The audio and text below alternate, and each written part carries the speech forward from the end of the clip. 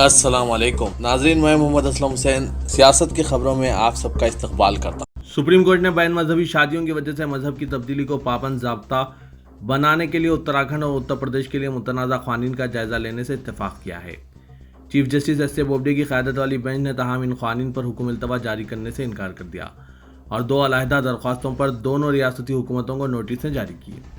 ایک ایڈوکیٹ وشال ٹھاکر و دیگر این جی او اور citizen for justice and peace نے یہ درخواستیں داخل کی ہیں، جن میں اتر پردیش کے تبدیلی مذہب آرڈیننس اور اتراکھنڈ کے تبدیلی مذہب قانون کی دستوری حیثیت کو چیلنج کیا گیا ہے۔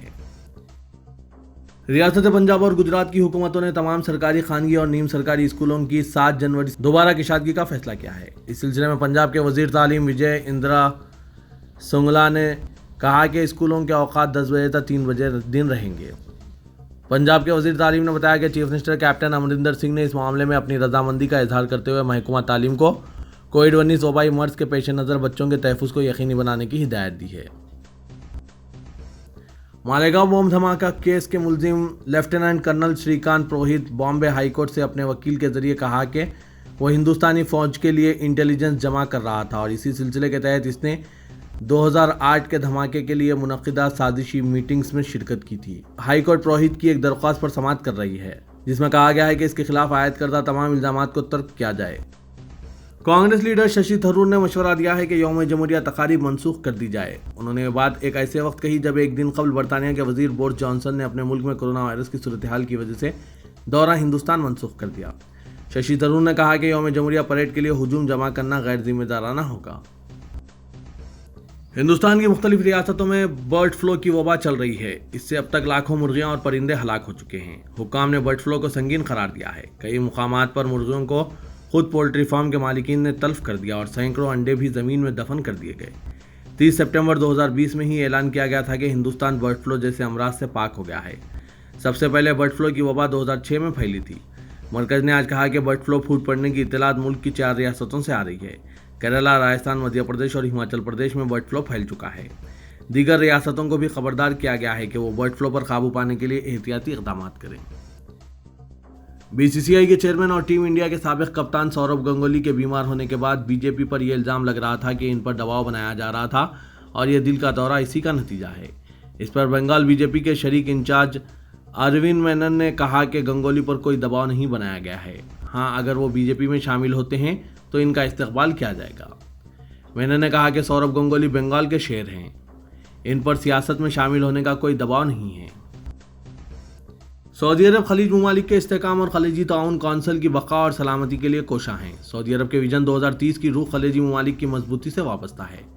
سعودی عرب تمام عرب اور اسلامی ممالک کے ساتھ تعاون کے فروغ کو یقینی بنانا چاہتا ہے۔ اس کا لازمی نتیجہ خطے کے امن و استحکام میں ہوگا۔ خادم حرمین شریفین شاہ سلمان بن عبدالعزیز کی زیر قیادت سعودی کابینہ کا آن لائن اجلاس منعقد ہوا۔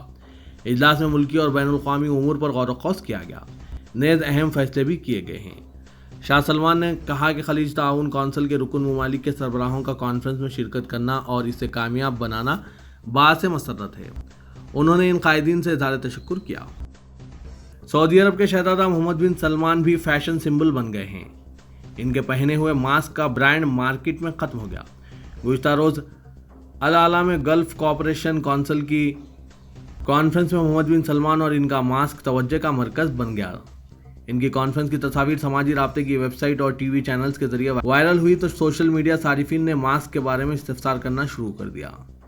رپورٹ کے مطابق جیسے ہی لوگوں کو ماسک کے برانڈ اور کمپنی سے متعلق پتہ چلا، لوگ اسے خریدنے کے لیے دوڑ پڑے۔ دیکھتے ہی دیکھتے محمد بن سلمان کا پہنا ہوا ماسک کا برانڈ سولڈ آؤٹ ہو گیا۔ صرف دکانوں پر ہی نہیں، اس برانڈ کا ماسک آن لائن ایپس پر بھی سولڈ آؤٹ ہو چکا ہے۔ اس کی مارکیٹ میں قیمت 105 ریال ہے، جبکہ آن لائن شاپس پر یہ کم قیمت میں بھی دستیاب ہے۔ تلنگانہ میں جمعرات اور جمعے کو کورونا ویکسین کے ڈرائی رن دوسرے مرحلے پر عمل کیا جائے گا۔ گزشتہ ہفتے کو پہلے مرحلے میں کورونا ویکسین کا ریہرسل کیا گیا تھا، جب حیدرآباد اور محبوب نگر کے 7 مراکز پر عوام کو ویکسین دیا گیا تھا۔ دوسرے مرحلے میں جمعرات اور جمعے کو 2 دن ویکسین کا ڈرائی رن کا اہتمام کیا جا رہا ہے۔ بتایا گیا ہے کہ دوسرے مرحلے میں ریاست میں تقریباً 1200 مراکز پر ڈرائی رن کا اہتمام کیا جا رہا ہے۔ تلنگانہ میں برڈ فلو نہیں ہے، یہ بات حکومت کی سطح پر کہی جا رہی ہے، لیکن ریاست تلنگانہ اور حیدرآباد کے عوام میں برڈ فلو کا خوف پیدا ہو چکا ہے، کیونکہ ڈاکٹرز اور ماہر اطباء کی جانب سے چکن اور پولٹری اشیاء کے استعمال کو ترک کرنے کا مشورہ دیا جانے لگا ہے۔ ریاستی وزیر animal husbandry T Srinivas Yadav نے کہا کہ ریاست میں برڈ فلو کے اثرات نہیں پائے گئے ہیں اور اس کی کوئی توثیق نہیں ہوئی ہے، لیکن ڈاکٹرز اور قومی ذرائع ابلاغ پر ڈاکٹرز کی جانب سے دیے جانے والے مشوروں کے بعد شہر حیدرآباد میں چکن کے استعمال میں گراوٹ ریکارڈ کی جانے لگی ہے اور کہا جا رہا ہے کہ شادیوں اور تقاریب میں چکن کے استعمال کے سلسلے میں شہریوں کی جانب سے احتیاط کی جا رہی ہے اور کہا جا رہا ہے کہ ریاستی حکومت کی جانب سے کورونا وائرس کے معاملے میں بھی اسی طرح سے لاپرواہی سے کام لیا گیا تھا، اسی لیے حکومت کے اعلان کے انتظار کرنے سے بہتر ہے اپنے طور پر احتیاطی اقدامات کیے جائیں اور جہاں تک ممکن ہو سکے پولٹری اشیاء کے استعمال کو ترک کیا جائے۔ شہر کرنول میں مسلمانوں پر حملے کا واقعہ پیش آیا جس کے بعد کشیدگی پھیل گئی۔ بتایا جاتا ہے کہ جے شری رام کا نعرہ دینے کے لیے زور دیتے ہوئے شرپسندوں نے پہلے ایک ضعیف مسلم شخص کو تشدد کا نشانہ بنایا اور اس ضعیف شخص کا بچاؤ کرنے والے حافظ قرآن پر بھی حملہ کیا گیا۔ کرنول کے آٹو نگر میں پیش آئے اس واقعے کے بعد مقامی مسلمانوں میں بے چینی پیدا ہو گئی اور مسلمانوں کی کثیر تعداد نے فور ٹاؤن پولیس اسٹیشن پہنچ کر احتجاج درج کروایا۔ کرنول میں یہ اپنی نوعیت کا پہلا واقعہ ہے۔ ایس ڈی پی آئی نے اس واقعے کی سخت انداز میں مذمت کی اور فرقہ پرست طاقتوں کو انتباہ دیا کہ گنگا جمنی تہذیب کو بگاڑنے کی کسی بھی حرکت کا منہ توڑ جواب دیا جائے گا اور ان فرقہ پرست طاقتوں کا قانون کے ذریعے تعاقب کیا جائے گا۔ تلنگانہ کے محکمہ تعلیم کے منصوبوں پر اگر عمل آوری کی جاتی ہے تو ریاست میں سنکرانتی تہوار کے بعد اسکولوں کی کشادگی متوقع ہے۔ محکمہ تعلیم نے 18 جنوری سے اسکولوں کو کھولنے کی تجویز رکھی ہے۔ ابتدا میں 9ویں اور 10ویں کے طلبہ کی جماعتوں کا آغاز کیا جائے گا، تاہم اس کے لیے ریاست میں کورونا وائرس کی وبا کی صورتحال کا جائزہ لیا جائے گا اور ساتھ ہی طلبہ کے علاوہ سرپرستوں اور اسکول انتظامیہ کے رد عمل پر بھی غور کیا جائے گا۔ مثبت رد عمل کی صورت میں 6ویں تا 8ویں جماعت کے طلبہ کی کلاسز کی بھی اجازت دینے کا امکان ہے۔ اس ضمن میں منظوری کے لیے ایک تجویز حکومت کو پیش کی گئی۔ ریاستی وزیر ٹی ہریش راؤ نے مسلم خاندان پر پھول نچھاور کرتے ہوئے ڈبل بیڈ روم مکان میں ان کا والہانہ خیر مقدم کیا اور ڈبل بیڈ روم مکان کی چابی ان کے حوالے کی۔ ہریش راؤ نے آج شہر سدی پیٹ کے KCR نگر میں 216 استفادہ کرنے والوں کو 7ویں مرحلے کے طور پر ڈبل بیڈ روم مکانات تقسیم کیے۔ اس موقع پر وزیر فائنانس نے ایک مسلم خاندان کا ڈبل بیڈ روم مکان میں خیر مقدم کیا۔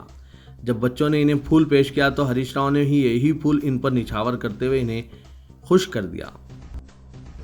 تلنگانہ قانون ساز کونسل کے سابق اپوزیشن لیڈر محمد علی شبیر نے دعویٰ کیا ہے کہ کانگریس کی جانب سے فراہم کردہ 4% مسلم تحفظات کے نتیجے میں گریٹر حیدرآباد میونسپل کارپوریشن انتخابات میں 30 کارپوریٹرز منتخب ہوئے ہیں۔ میڈیا کے نمائندوں سے بات چیت کرتے ہوئے محمد علی شبیر نے کہا کہ مخالفین کانگریس سے سوال کرتے ہیں کہ اس نے مسلمانوں کی بھلائی کے لیے کیا کیا۔ ڈاکٹر YS راجشیکھر ریڈی اور دور حکومت میں وزیر اقلیتی بہبود و برقی کی حیثیت سے محمد علی شبیر نے تعلیم اور روزگار میں مسلمانوں کے لیے 4% تحفظات کی فراہمی میں اہم رول ادا کیا تھا۔ انہوں نے کہا کہ تحفظات کے فوائد ہر شعبے میں دکھائی دے رہے ہیں۔ تعلیم اور سرکاری ملازمتوں کے علاوہ مجالس مقامی کے انتخابات میں تحفظات کے ذریعے بڑی تعداد میں مسلمان منتخب ہو رہے ہیں۔ سٹی پولیس نے اراضی کے تنازع میں سابق بیڈمنٹن کھلاڑی اور ان کے 2 بھائیوں کے اغوا کا سنسنی خیز معمہ اندرون چند گھنٹے حل کرتے ہوئے آندھرا پردیش کی سابق وزیر بھوما اکھیلا پریا کو گرفتار کر لیا۔ کمشنر پولیس انجنی کمار نے آج پریس کانفرنس سے خطاب کرتے ہوئے بتایا کہ کل رات بوئنپلی کرشنا ریسیڈنسی میں رہنے والے پروین راؤ کے مکان میں اغوا کنندگان کی 10 رکنی ٹولی خود کو انکم ٹیکس حکام ظاہر کرتے ہوئے داخل ہوئی۔ وہ ہولیا بھی عہدیداروں کی طرح کا بنائے ہوئے تھے۔ ان کے پاس نقلی شناختی کارڈز بھی تھے۔ وہ ٹائی لگائے ہوئے تھے۔ ان میں سے ایک پولیس یونیفارم میں تھا۔ انہوں نے نقلی سرچ وارنٹ دکھاتے ہوئے خواتین اور نوجوانوں کو ایک کمرے میں بند کر دیا اور اس کے بعد تقریباً 15 تا 20 منٹ تک انکم ٹیکس حکام کے انداز میں سوالات کرتے رہے۔ اس کے بعد انہوں نے پروین راؤ اور ان کے بھائیوں سنیل راؤ نوین راؤ کا اغوا کر لیا اور انہیں زبردستی گاڑیوں میں سوار کر کے وہاں سے چلے گئے۔ تقریباً 1 گھنٹے تک مکین کمرے میں بند رہے، جس کے بعد ایک پڑوسی خاتون نے ان کے گھر آ کر دروازہ کھولا، تب وہ باہر نکلنے میں کامیاب ہوئے۔ اس کے بعد انہوں نے بوئنپلی پولیس سے شکایت کی، جس کے بعد پولیس فوری حرکت میں آ گئی۔ دیگر حکام کے ساتھ کمشنر پولیس نے خود مقام واقعہ کا معائنہ کیا اور اس کے بعد مغویہ افراد کی بحفاظت رہائی کے لیے 15 خصوصی ٹیمیں تشکیل دی گئی۔ آندھرا پردیش کے ڈائریکٹر جنرل پولیس گوتم سوانگ اور کرنول SP سے رابطہ قائم کرتے ہوئے مغویہ افراد کی بحفاظت رہائی کے لیے تمام تر کوششیں کی گئی۔ پولیس نے CCTV فوٹیج کا جائزہ لیا۔ ٹول پلازہ کو بھی چوکنا کرتے ہوئے اغوا کنندگان اطراف شکنجہ سخت کر دیا گیا، جس کے نتیجے میں صبح کی اولین ساعتوں میں نارسنگی پولیس اسٹیشن کے حدود میں واقع کوکا پیٹ کے پاس اغوا کنندگان مغویہ افراد کو بحفاظت رہا کرنے پر مجبور ہو گئے۔ اغوا کے پس پردہ میاں پور میں واقع اراضی کا تنازع بتایا گیا ہے۔ اس سلسلے میں کمشنر پولیس نے بتایا کہ گزشتہ سال ماہ ستمبر میں پروین راؤ نے سبا راؤ نامی شخص کے خلاف ایک مقدمہ سائبرآباد میں درج کرایا تھا۔ ابتدائی تحقیقات میں اس بات کا انکشاف آیا کہ اغوا کے منصوبے اور عملی جامہ پہنانے میں آندھرا پردیش کی سابق وزیر 32 سالہ اکھیلا پریا، ان کے شوہر بھارگو رام اور دوسرے ملوث ہیں۔